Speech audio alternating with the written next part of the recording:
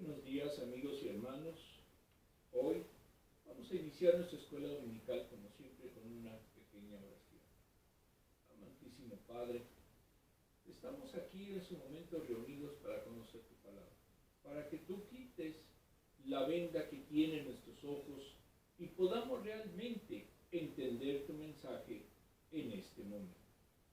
Todo esto te lo pedimos en el sagrado nombre de nuestro Señor Jesucristo.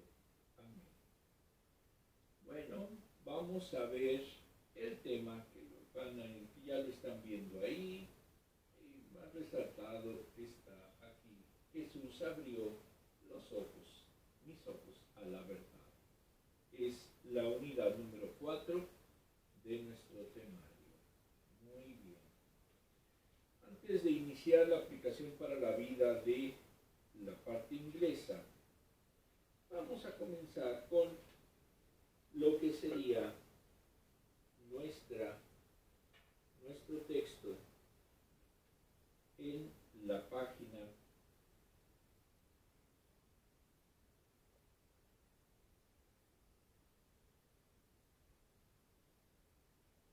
número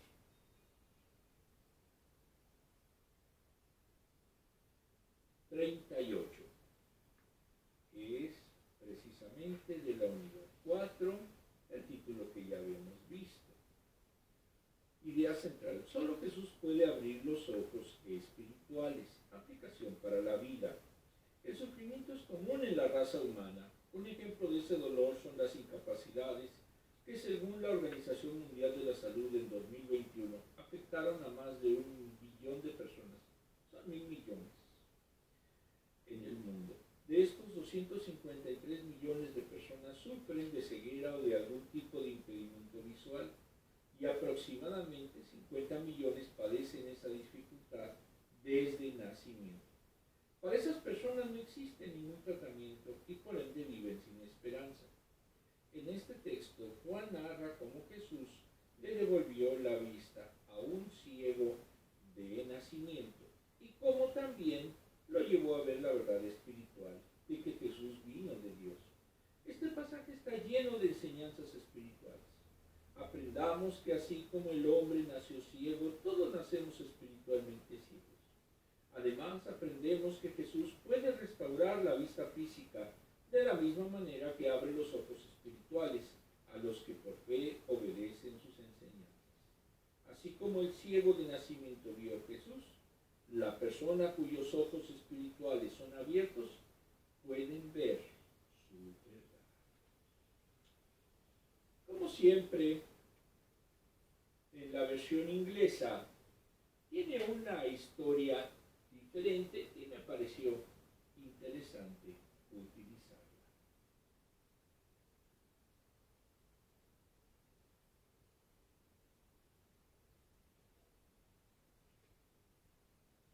Muy bien, aplicación para la vida. El autor nos dice que cuando me mudé a Texas en 2009, necesitaba obtener una nueva licencia de conducir. Cuando fui al Departamento de Seguridad Pública de Texas, la mujer que me ayudaba, me administró un examen de la vista. Todo lo que tenía que hacer era leer las letras en la pantalla.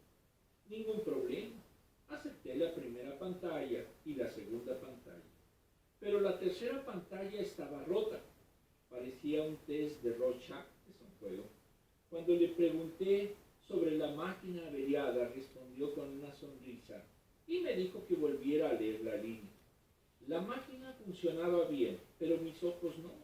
Necesitaba lentes y no tenía ni idea. No estoy seguro de cuánto tiempo había estado sufriendo mi vista, pero obviamente nunca me había dado cuenta porque me había acostumbrado. Más tarde, cuando me puse las gafas, entendí lo que me había estado perdiendo. Esta es a menudo la forma en que operamos en el ámbito espiritual. Creemos que estamos viendo la vida por lo que es, pero cuando nos encontramos con Jesús y vemos el mundo a través de Él, vemos la verdad y la vemos claramente. Eso significa que no es mismo ver físicamente que espiritualmente. Físicamente va dependiendo si estamos bien o no de nuestros órganos, pero espiritualmente entraña si hemos tenido la experiencia con Jesús, aceptándolo como Señor o no. Muy bien, vamos a continuar. Ahora, en las Biblias que tenga, vamos a ver, aquí sería una imagen de una persona, como en el caso del relato, en donde con unos lentes mejoró notablemente su visión. Los que no quieran usar lentes y lo necesiten, pues simplemente es algo totalmente necesario y no es simplemente de gustos o de modas. Juan 9, del 1 al 7. A su paso Jesús vio a un hombre que era ciego de nacimiento. Y sus discípulos le preguntaron: Rabí, ¿para que este hombre haya nacido ciego? ¿Quién pecó? ¿Él o sus padres?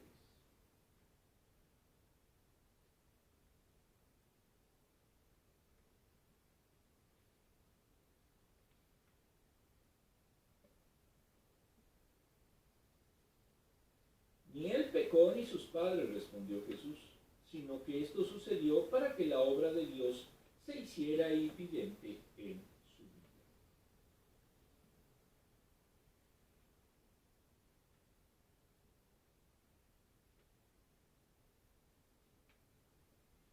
Mientras sea de día, tenemos que llevar a cabo la obra del que me envió. Viene la noche, cuando nadie puede trabajar. Esto es simbólico, no piensen que solamente podemos trabajar en el día, es simbolismo. Mientras esté yo en el mundo, luz soy del mundo. Dicho esto, escupió en el suelo, hizo barro con la saliva y se le untó en los ojos al ciego, diciéndole: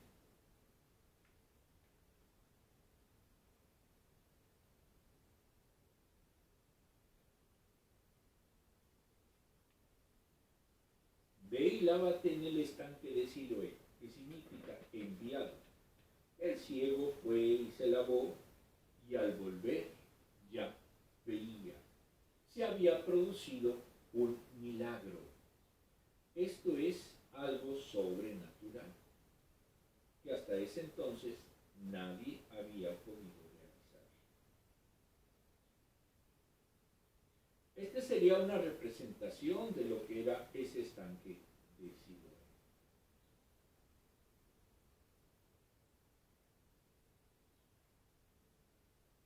Muy bien, vamos a ver el contexto.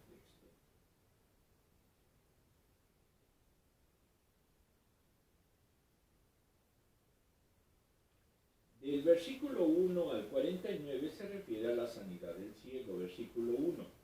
En el libro del Evangelio de Juan, de Samuel Pérez Millós, editorial CLIE, se ubica después de que Jesús salió del templo. Si estaba sentado el ciego, es posible que estuviese pidiendo limosna, y se hacía en alguno de los accesos al templo. Era de nacimiento, porque ya debía tener tiempo pidiendo, y se conoció que su ceguera era desde que nació. Cristo sintió misericordia, y era una señal mesiánica. Esto está en Isaías 35:5.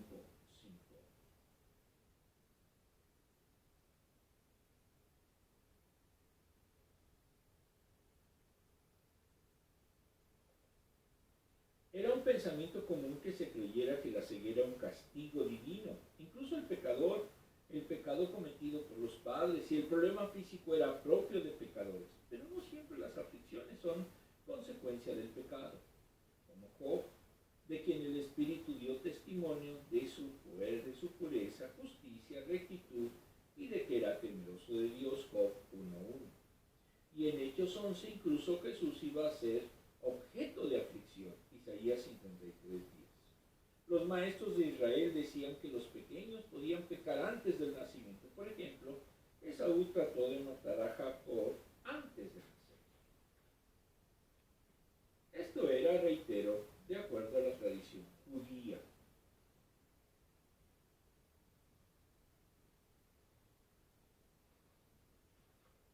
pregunta de los discípulos, el doctor La Cueva dice que era un poco caritativa, que era poco caritativa, y daban por hecho de que era producto de alguna perversidad poco común, como lo dijeron los amigos de Job.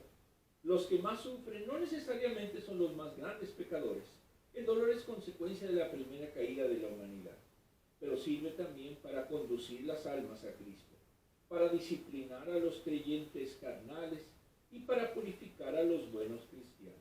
Los discípulos inquirieron sobre los pecados ajenos, no los propios, pero debemos juzgarnos a nosotros mismos. Es nuestro deber, 1 Corintios 11:28. Cuando juzgamos a los demás es pecado, Mateo 7:2, Romanos 2:11. Entonces, si usted es un criticón, si usted no tiene misericordia y se lleva criticando a los demás, es pecador. ¿Por qué? Porque la enseñanza aquí de Cristo dice que no debemos prejuzgar a las personas en ninguna forma. Si lo hacemos, simplemente no tenemos las enseñanzas de Cristo debidamente cimentadas. Muy bien. El siguiente, versículo 3. La situación del hombre tenía un propósito que era manifestar la obra de Dios. Las enfermedades pueden ser de 4 clases. Primero, propias de la materia humana, que se mantienen durante un tiempo. Las que Dios permite para muerte de la persona. Las permitidas como correcciones. Y 4, las que se producen para afirmar la fe del creyente. Como prueba, en este caso, era para manifestar la obra de Dios en el hacer, y el hacer que vieran a Jesús como luz verdadera. 1:9, 8:12, 12:46. Era como ver a alguien que sufrió ya sin esperanza de curar, recuperara su vista y así conociera a su Salvador. El hombre se queja de las cosas que no entiende.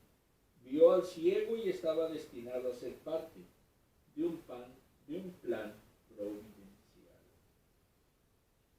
Cuando nosotros juzgamos a las personas por su apariencia, por sus defectos físicos, nos olvidamos de algo, que no hay nadie perfecto. Y que lamentablemente las deficiencias físicas no van a entrañar o no entrañan en absoluto situaciones espirituales.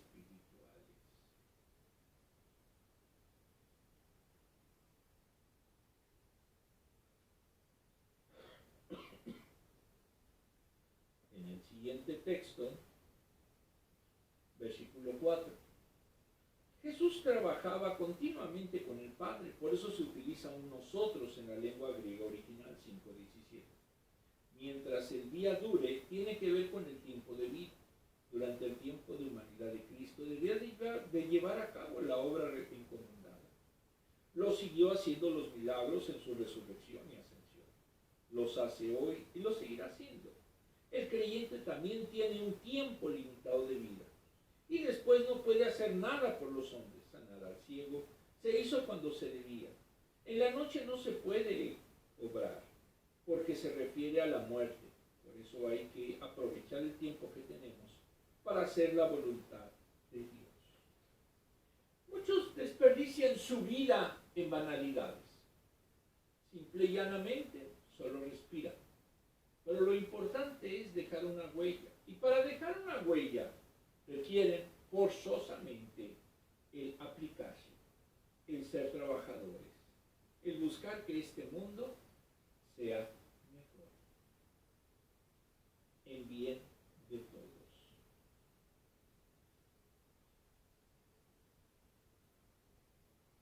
Mientras estuviera en el mundo, él sería la luz de este en sentido material y espiritual.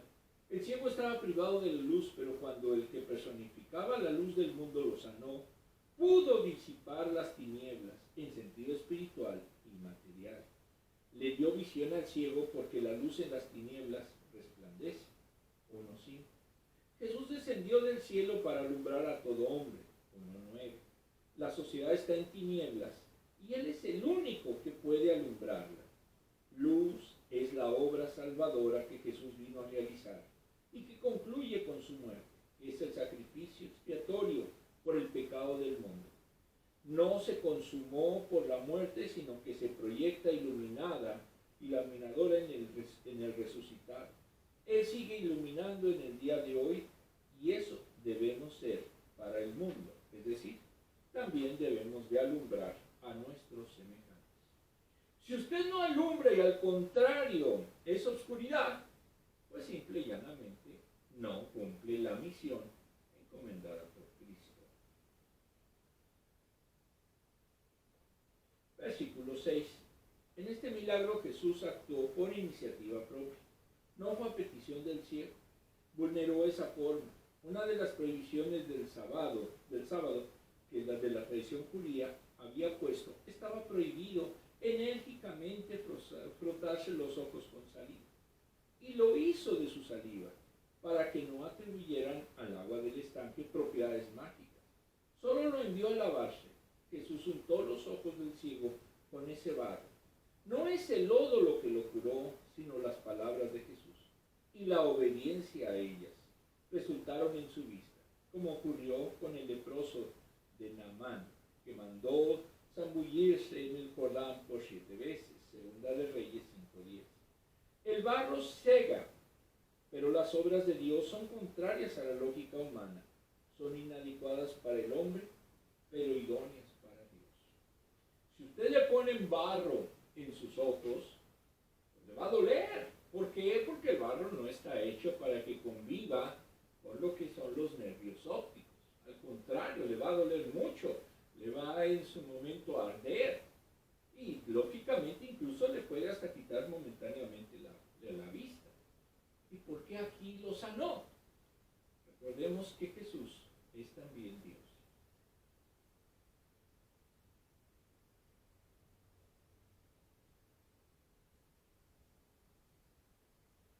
Versículo 7. Estanque o piscina tienen abundante agua. Era una de las más importantes fuentes de provisión de agua para la ciudad, situada debajo de la puerta de la fuente, Nehemías 3:5, al este de la ciudad. Al parecer, había 2 estanques, el superior donde se recibía el agua y el inferior en donde se descargaban las aguas.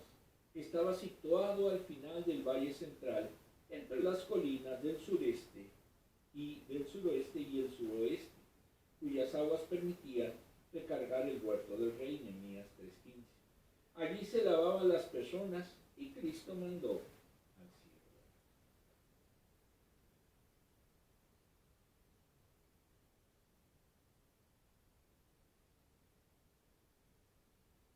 Muy bien. Aquí está es el versículo 7, ¿verdad? Sí. Sobre el estanque posiblemente se edificó la torre de Siloé, que al derribarse mató a varias personas, Lucas 13:4. En el Talmud se dice que en una vasija de oro de sus aguas se tomaba el agua para la festividad de los tabernáculos. Tiene 25 metros de largo por 5.5 metros de ancho. El nombre se debía a que el agua era enviada al estanque por medio del acueducto subterráneo. Juan usó el nombre para denotar la presencia de Jesús como enviado del Padre. El milagro se hizo lejos de la presencia de Jesús, ya que cuando se lavó recobró la vista. No fue el barro o agua, sino el poder de Jesús, el que lo hizo posible. Si se cree y se obedece, se pueden obtener bendiciones, se puede obtener la bendición. Porque usted no ha recibido en su momento bendición y todo le va mal. No es por suerte. No es porque alguien en su momento mágicamente le esté ayudando. Aquí como vivimos en el ciego que había nacido así, solo bastó que siguiera la presencia de las instrucciones que Jesús le daba y pudo recuperar la vista. No necesitó hacer sortilegios, magia negra, etcétera, etcétera. Si vemos el mapa, más o menos el estanque de Siloé estaría en esta posición. Aquí estaría el templo, es al sur, y ahí es donde estaría el famoso estanque de que nos habla estos versículos. A ver, en el post Dice, abre mis ojos, Dios, para que pueda ver la grandeza de tu nombre y tu poder. Vamos a ver el desglose, que es la opinión del autor en español. Jesús vio al hombre con interés, misericordia y amor. Este hombre no fue la excepción. Los dos se vieron al ciego, pero su pregunta denotaba juicio. Miraban a todo sufrimiento como castigo de Dios por su pecado o el de algún ancestro. Jesús dijo que había nacido ciego para que en él se vieran las obras misericordiosas y amorosas de Dios, y que además se conociera al Mesías para que la gente tuviera fe en Dios. Esta forma de ver el sufrimiento consuela, motiva y reivindica al que sufre y calla a los que juzgan. ¿Quién hizo esto? De tener antes que nada piedad. Jesús. Si usted en su momento siente ganas de juzgar a su prójimo, ¿sabe qué? Esa no es la enseñanza de Jesús. Primero ayúdelo y después averigüe. Naturaleza y misión de Jesús. Su misión es dar vista a los ciegos. Es urgente y por eso duró tan poco su ministerio terrenal, solo 3 años. Jesús lo sanó porque Él es la luz del mundo. Solo Él revela plenamente al Padre con su justicia, pureza y enseñanza. Él destruye las tinieblas que surgen por ignorar la verdad. Como discípulos somos enviados a cumplir con urgencia la misión del Padre en nuestro día de vida, durante el tiempo de vida que tenemos, y también a proclamar y vivir la luz que hay en nosotros. Si usted no proclama ni vive de acuerdo a la luz, simple y llanamente no es cristiano. Perdón.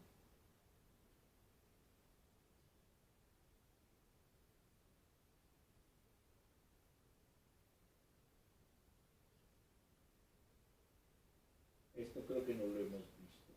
Es el desglose. Sí, aquí está. El poder del enviado es el enviado del Padre y luz del mundo. Sanó al ciego, solo Dios lo pudo hacer. Utilizó un proceso extraño incluso para la gente de la época. No sabemos por qué lo hizo así, pero Él puede sanar hasta lo imposible y puede hacerlo como le plazca. Quizá recordó la sanidad de Naamán en el Antiguo Testamento. Jesús envió al ciego a lavarse al estanque que se llamaba el enviado, o Siloé. Entonces Jesús hace la obra del Padre al abrir los ojos espirituales e incluso materiales, como en este milagro, de quienes lo obedecen por la fe. ¿Por qué se sanó en su momento el ciego?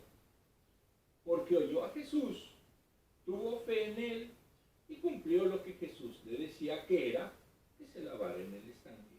Y fue, y de repente recuperó la vista. ¿Se ha visto ese milagro en otros? No, no se ha visto. Ahora, en el post dice, Dios abre los ojos de mi corazón para que vea tu gloria. Ese es el objetivo teológico de estas preguntas.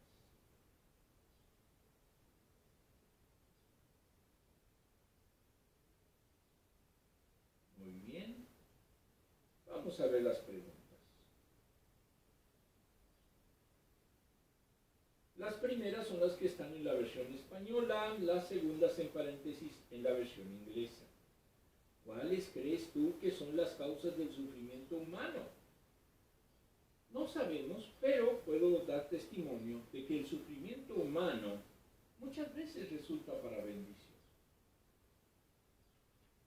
¿Cuándo te has sentido realmente contento de poder ver con claridad? Yo soy sincero, yo no veo con claridad. Nunca he sentido lo que es eso.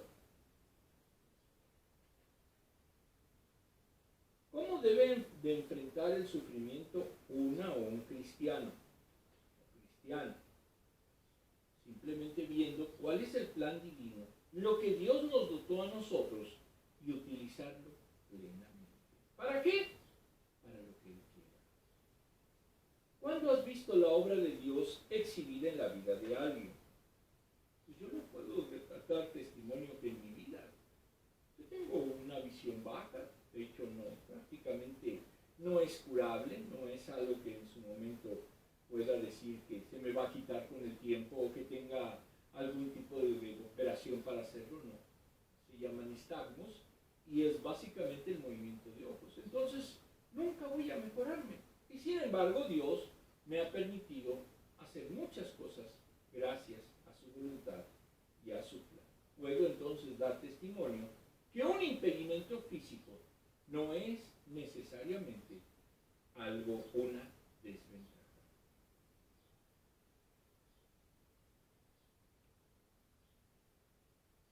Juan 9 del 32 al 33. Jamás se ha sabido que alguien le haya abierto los ojos a uno que nació ciego.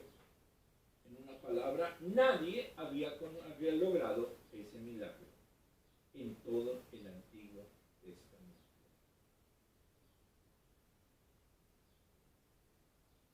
Si este hombre no viniera de parte de Dios, no podría hacer nada. Y esta es la esencia de un milagro. El milagro no se hace para vanagloria, el milagro no se hace, que yo estoy en una denominación adecuada, no. El milagro se hace para que el poder de Dios se manifieste. Y si usted no entiende eso, pues simple y llanamente no es cristiano. En el post dice, una cosa sé, que habiendo yo sido ciego, ahora veo. Juan 9.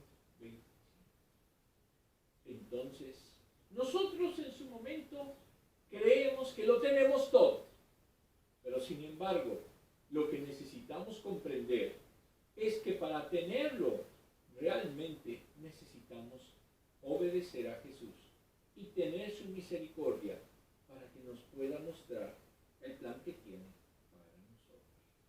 Son cosas positivas, no negativas.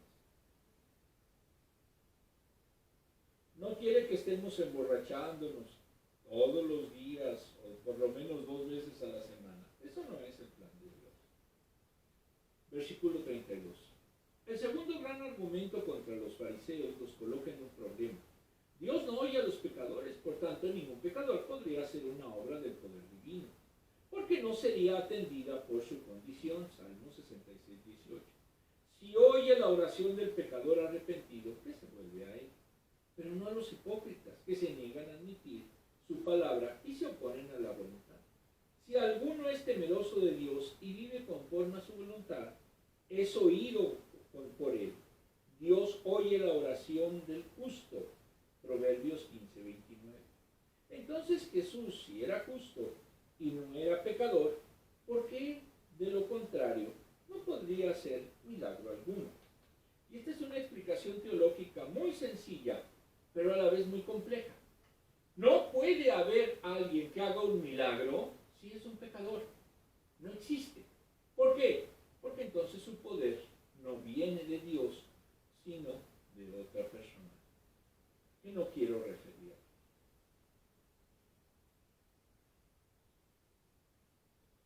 Versículo 33. Apoyando el argumento del versículo anterior, nunca se había oído de alguien que alguien sanara a un ciego de nacimiento. Aquí la deducción es natural y lógica. Jesús no hubiera podido hacer ese milagro que no tenía precedentes si no fuese de Dios. 3.2. Hendrickson y La Cueva aprecian un silogismo en su argumento. La premisa mayor, solo el hombre de Dios piadoso que adora a Dios y hace su voluntad, es oído por él. Premisa menor, Jesús hizo ese milagro y por lo tanto denota que es oído por Dios y viene de Dios. Conclusión, Jesús es de Dios y no puede ser un pecador. ¿Por qué? Porque un pecador no hace la voluntad de Dios, ni tampoco tiene el poder de Dios, ni tampoco es escuchado por Dios. Pero aquí vemos que Jesús hizo un milagro que no tiene precedentes en el Antiguo Testamento, y eso ya es una historia de más de 2.000, 3.000 años. Desglose. El ex ciego alecciona a los líderes judíos. Ellos no se regocijaron con la sanidad del ciego ni veían la señal mesiánica que entrañaba ese milagro. Se enojaron porque al hacerlo, porque Jesús había quebrantado las leyes que agregaron al cuarto mandamiento. Olvidaron que el sábado era para adorar a Dios y hacer el bien. Es y era adoración. acusaron a Jesús de pecador, pero el hombre sanado no se amilanó, no se venció, no se entristeció, y educó a los religiosos, recordándoles que Dios no oye las oraciones de los pecadores, ni obra por medio de ellos. Y aunque no sabía exactamente quién era Jesús, entendía que no podía ser un pecador como afirmaban los religiosos. Aquí se ve lo que eran los religiosos en aquella época.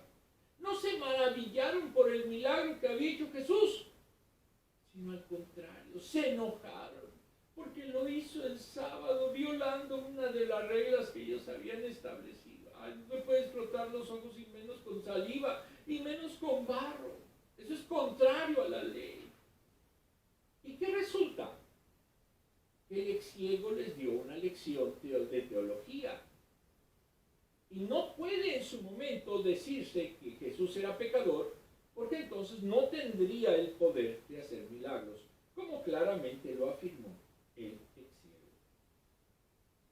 Entonces, cuando usted en su iglesia vea que no se maravillan de algún milagro que Jesús pueda hacer, pues simplemente vemos una iglesia escéptica. Nadie puede hacer lo que Jesús hace. La lógica del ex ciego fue impecable. Presentó dos premisas sólidas. Nadie había devuelto la vista a un ciego de nacimiento, tanto en el Antiguo Testamento, incluso como hoy. Solo Dios puede obrar un milagro de tal envergadura. La conclusión es que si Jesús sanó a un ciego de nacimiento, es porque vino de Dios e hizo las obras que solo Dios puede hacer. Versículo 4. Jesús también le abrió la verdad a los hijos. Le abre la verdad. O le abrió y le abre la verdad a los hijos espirituales. Aquí me parece mejor la construcción que hizo la cueva y Hendrix. Aquí como que no sabe explicar dónde está la premisa mayor ni la premisa menor.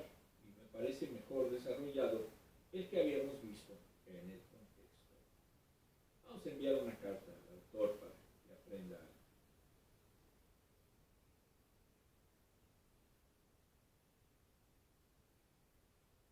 Jesús hizo ese milagro cerca de Jerusalén. Fue en el día del sábado, a quien conocido por la comunidad, y era una señal mesiánica anunciada por Isaías 29, 18 y 35, 5. Con la llegada del Mesías, los ciegos saldrán de la oscuridad. Esta señal demandaba una respuesta. El hombre sanado era la señal, símbolo de un Israel y una humanidad ciega a Dios. Los religiosos judíos atacaron a Jesús y a su obra en lugar de reconocerlo como el Mesías que esperaban. Este milagro solo demandaba una respuesta, rechazo fe en Jesús como el Cristo, el enviado, el Mesías, el enviado, el Mesías de Dios, Mesías de Dios. Entonces, ¿qué hicieron los religiosos? Lo rechazaron. Pero es que había en Isaías una escritura, una profecía que decía que iba a sanar a los ciegos. Pero él no puede ser de la profecía. Si solo un carpintero de Galilea, no puede ser nuestro Mesías. Nosotros lo queremos en un convertible, con toda la riqueza del mundo y el poder del mundo. Y ignoraron las señales. Muy bien, vamos a ver las preguntas, es una sola pregunta. ¿Qué tradiciones humanas podrían hacer hoy que no reconociéramos a Jesús? Simplemente una tradición humana es que ya no hay escuela dominical. ¿Para qué enseñarles? ¿Para qué discipular a la gente? Es demasiado tardado, es muy aburrido. ¿Y qué provoca? Pues que el pueblo de Dios sea cada vez más ignorante y no tenga una visión clara de lo que es verdaderamente la fe. ¿Cómo podemos en su momento estar más cerca de Jesús si no lo conocemos, si no estudiamos? A Jesús no lo van a conocer con coritos, a Jesús no lo van a conocer llorando, a Jesús no lo van a conocer tratando o diciendo que hablan en lenguas, porque para conocer a Jesús necesitamos conocer su palabra. Y muchos han abandonado la enseñanza de la palabra por el show, por lo artístico. Va a venir fulanito, va a venir sutanito.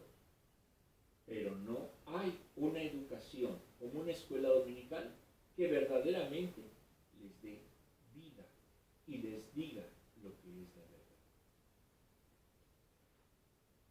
¿Cuáles son algunos obstáculos que impiden que las personas reconozcan la obra de Dios hoy? La televisión. Si vemos los programas, todos están enfocados en que para qué Dios. No se habla de Dios. Es un tema tabú. En las conversaciones se acostumbra a decir una frase: no hay que hablar de Dios ni de política, porque eso genera conflictos. Pero ¿cómo vamos a enseñar la verdad? ¿Y cómo vamos a descubrir la verdad si no somos capaces siquiera de hablar de Dios? Eso sucede, aquí sucede, sí, y en otros países que yo conozco. Juan 9, del 35 a 38. Jesús se enteró de que había sido expulsado aquel hombre y al encontrarlo le preguntó: ¿crees en el Hijo del Hombre? Los fariseos se enojaron con el que había sido sanado y lo expulsaron de la sinagoga, como también los cristianos fuimos expulsados de la sinagoga. Y hay algunos que creen que los judíos en su momento son muy buenas gentes, pero expulsaron a los cristianos y son una religión totalmente contraria al cristianismo. ¿Quién es, Señor? Dímelo para que crea en él. Pues ya lo has visto, le contestó Jesús. Es el que está hablando contigo.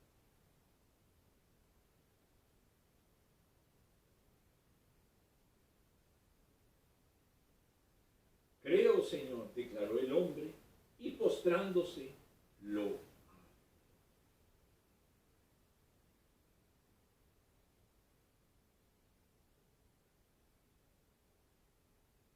¿Qué hizo entonces el que había sido ciego? Lo reconoció como Dios y lo adoró, porque solo se adora a Dios. Si usted se pone delante de una estatua, usted cree que esa estatua tiene poderes, que técnicamente es su diosa o su dios. Pero aquí el ex ciego se postró ante Jesús y lo reconoció como Dios. Hay por ahí varias sectas que son reflejo de los arrianos, que estuvo desde el siglo I hasta el siglo IV, en donde se pensaba que Jesús no era Dios, y muchos así lo afirman. Testigos de Jehová en estos tiempos, etcétera, etcétera. Pero Jesús era Dios. Tan es así que permitió que se le adorara. Si no hubiera sido Dios, entonces no hubiera permitido esa falta de respeto teológico.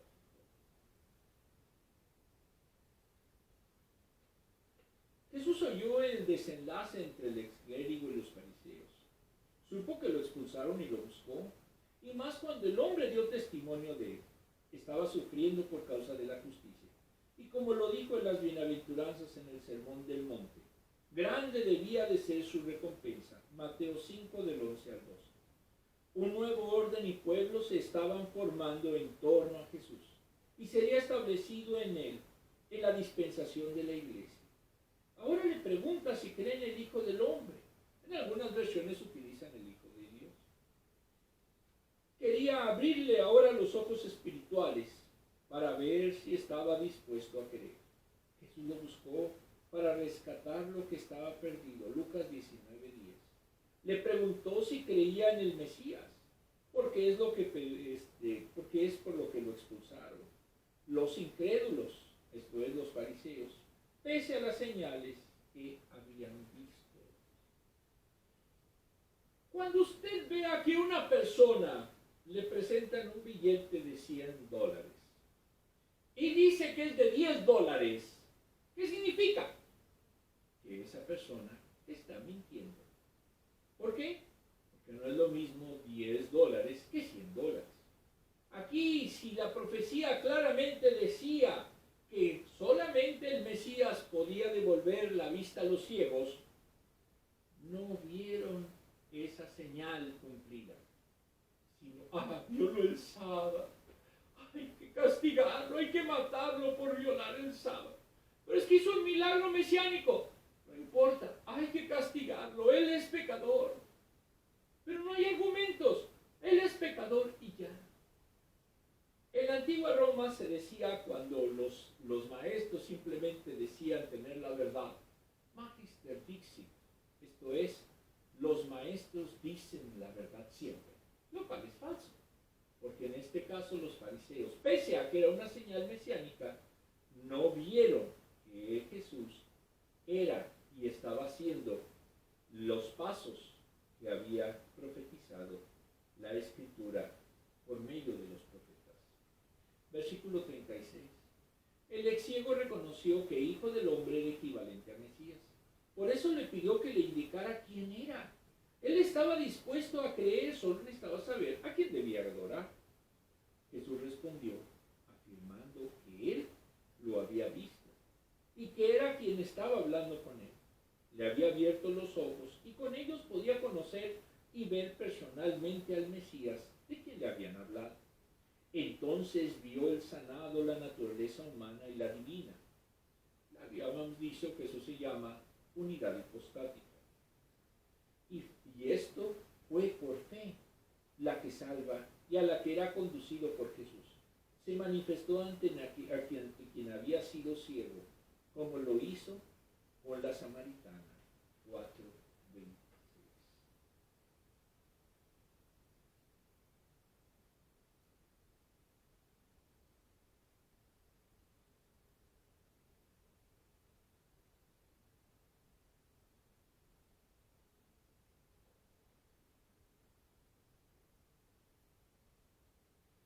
El sanado lo reconoció tanto por la vista como por el oído. Preguntó quién es él.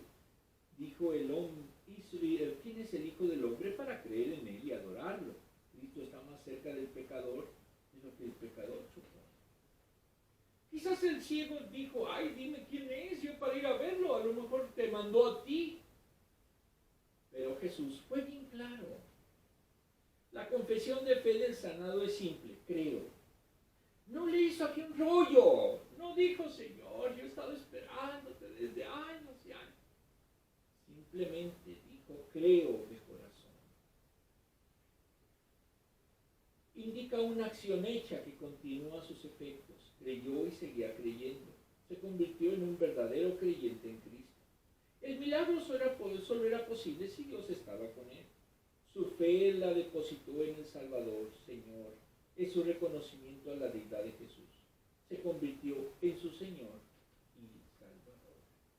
¿Y qué hizo? Se postró.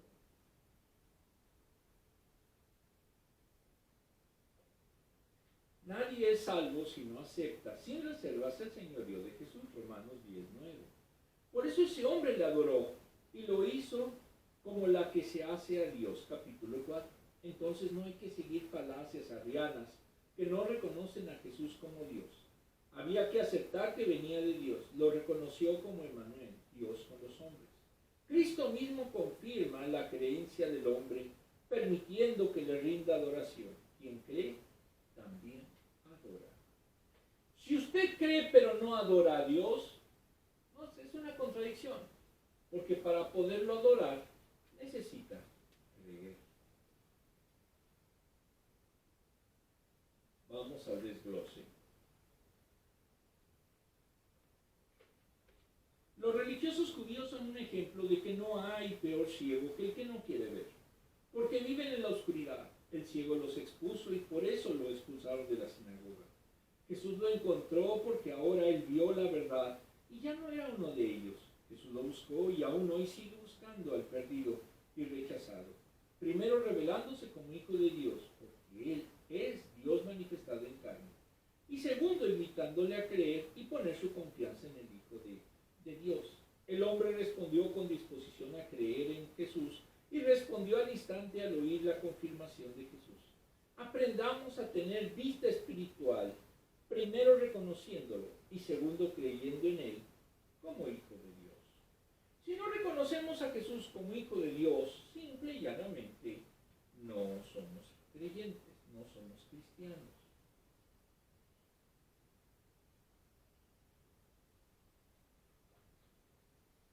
fe y adoración son la mejor respuesta. Los religiosos respondieron con incredulidad y rechazo, pero el hombre sanado dijo creer que Jesús es el Hijo de Dios y le adoró. La fe auténtica siempre lleva a la adoración. Adorar es postrarse a los pies de alguien con el rostro en tierra para rendir reverencia. Es como lamerle los pies a alguien, en su sentido literal. El hombre mostró que Jesús es Dios. Los judíos solo adoran a Dios. Por eso, cuando Jesús aceptó que lo adorara, se mostró a sí mismo como Dios. Por eso, cuando Él abre nuestros ojos espirituales a la verdad, la mejor respuesta es creer y adorar. Jamás he dicho que no es que es malo adorar a Dios. Pero no solo es adorarle, sino también conocerle, para precisamente saber cuál es el plan divino que tiene con nosotros. La conclusión es un versículo que si confiesas con tu boca que Jesús es el Señor y crees en tu corazón que Dios lo levantó entre los muertos, serás salvo. Esto lo encontramos en Romanos 10. Muy bien, vamos a la última pregunta.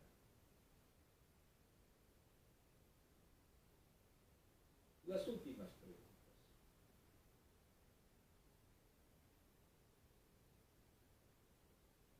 La 4, la versión española.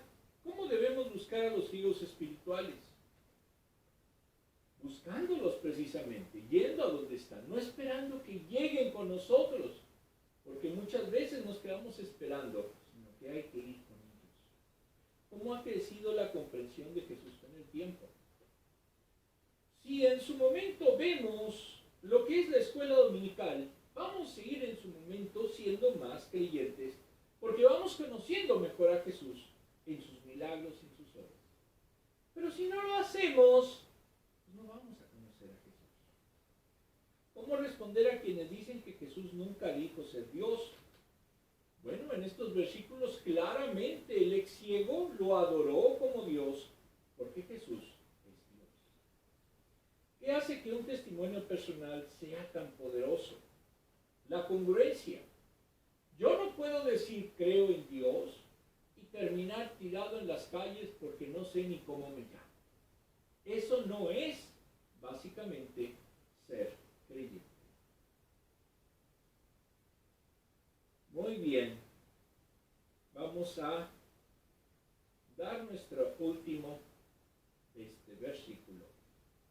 ¿Listos?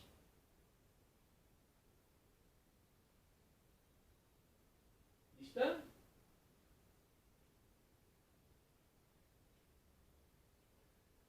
Juan 9:16.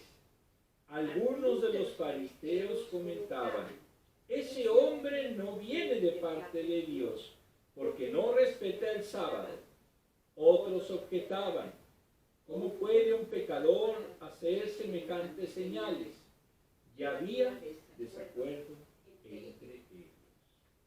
Muy bien, vamos a hacer una oración final. Amantísimo Padre, tú nos has mostrado que no importan los impedimentos físicos que tengamos, sino lo importante es conocerte y hacer tu obra manifiesta en este mundo, ser también luz del mundo. Por eso, Señor, te pedimos que nos instruyas, que nos hagas ser verdaderos discípulos tuyos, para poder llevar tu nombre y que sea glorificado como Dios. Todo esto te lo pedimos en el sagrado nombre de nuestro Señor Jesucristo.